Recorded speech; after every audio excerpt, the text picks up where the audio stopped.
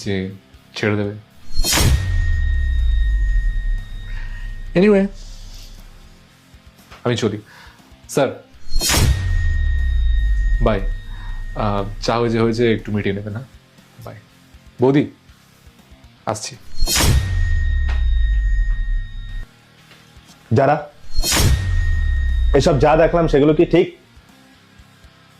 এগুলো ঠিক করছো না ভুল করছো তুমি নিজেকে নিজে প্রশ্ন করো।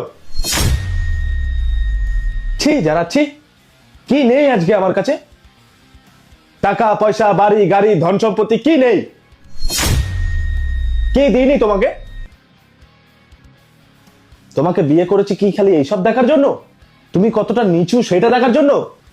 তুমি তো দেখছি চরিত্রহীন একটা মেয়ে। হ্যাঁ, ছি। আজকে মনে হয় আমি থাকি না, অফিসে যাই, আর সেই সময় কি এরকম করো তাহলে? আর দেখো আমার ভাগ্যটা দেখো, দেখেও নিলাম, তাই না, যে তুমি কি করতে পারো আর তোমার মতন মেয়ে কি করতে পারে। আর সম্ভব না, এবার আমার ডিভোর্স লাগবে। আর কোনো কিছু শুনতে চাই না, আর কোনো কথা শুনতে চাই না আমি তোমার। আমার ডিভোর্স লাগবে, বাস। যাও, বেরিয়ে যাও। আমি বলছি তো বেরিয়ে যেতে, না ঘাড় ধাক্কা দিয়ে বার করবো সেটা শুনবে।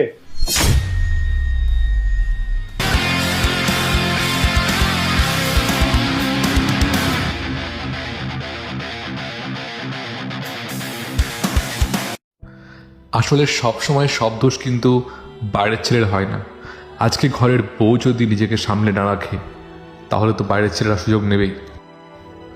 যদি আজ সমাজের প্রত্যেকটা ঘরের বউ এক পুরুষে আসক্ত থাকে, তাহলে হয়তো কখনো আর এই সমাজে পরকীয়া হবে না, আর সব স্বামী হয়তো সুখে থাকবে।